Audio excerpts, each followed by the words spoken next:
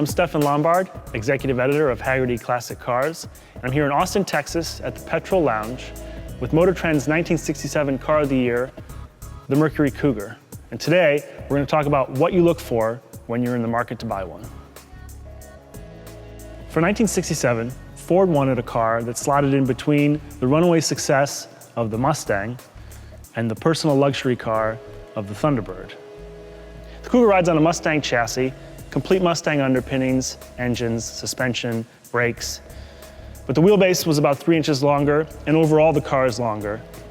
It's got a true 3-person back seat, it's not a 2+2, and there's more rear headroom because of that added length for rear passengers. So it was a more comfortable car overall. Now, even though the Cougar shares all of the Mustang's underpinnings, it only shares 2 body panels, the roof and the rear deck lid, which means finding body panels and trim pieces is a lot harder to do than it is finding mechanical components. Like the Mustang, the Cougar is very stout mechanically, but there are several things you want to look at outside and inside that should inform your purchase. All the panels are unique to the Cougar. So if you find one that's been wrecked or is completely rusted out, it's best to walk away because finding replacements for those parts is difficult. They do rust, so you want to check out certain spots, like the leading edge of this hood. And also, beneath the trim plates in the door sills on either side. And then one other place you want to check for rust is here in the trunk, beneath this brightwork. So one thing you notice when you approach a Cougar, it's a long car. It's got long panels, long fenders, long hood. Enormous quarter panels. Those are heavy parts, and doors, especially on big American cars, can be prone to sagging, so you're gonna wanna open it. And you wanna just see how it sits on its hinges. If it doesn't move, if there's no play in the end of the door, that's a good thing. How's the door close? Are these shut lines lined up? You want to look over all the lines, all the panel gaps on the cars to make sure that they have a consistent width all the way down. The headlights on a 67 Cougar are mounted behind this fantastic razor grille. They're vacuum actuated, and this part pops up. And when the car's running, both should come up at the same time. Same when you close it. Although this one sometimes can close first because it's getting the boost first, but it's not an issue if they close at different times. If you do come across a Cougar that's been fitted with an aftermarket electromechanical system for actuating the headlights, that's fine. Another thing to check out on the Cougar are the windshield wipers.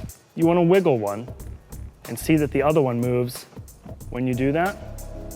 It's a costly repair if you have to get that system fixed.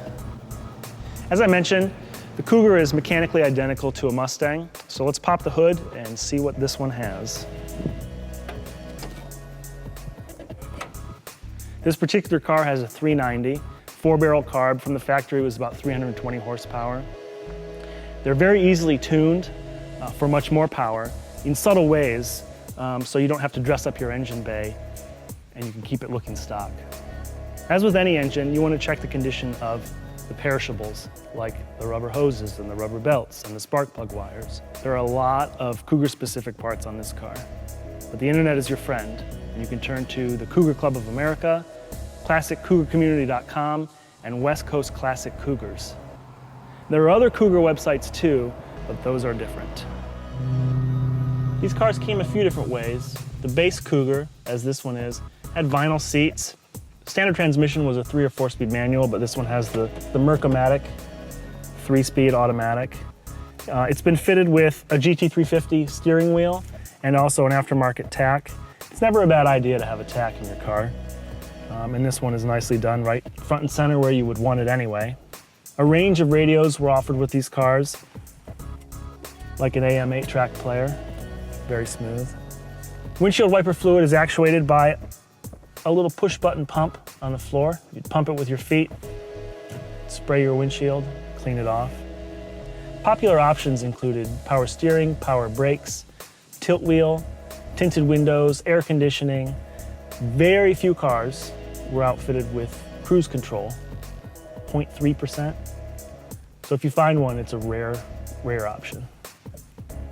One of the bright spots about the Cougar is the space that it affords you. And there's plenty of room back here for full-sized adults to ride in comfort. And they even get their own roll-down windows. I gotta tell you, I'm excited to start this thing. This engine sounds really good. It's got a nice rumble to it at idle. No misfires. Smooth under acceleration. You get up to speed nice and quick in this thing. Great torque. There's nothing like the sound of an American V8. At idle, under power, doesn't matter. Just unmistakable.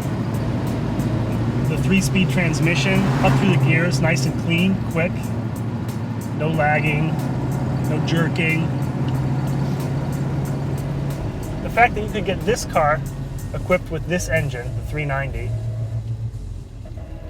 and do everything you could do in a Mustang, but be much cooler doing it, is impressive. It comes down to this. You want some muscle, you want some class, and you want to stand out from the crowd.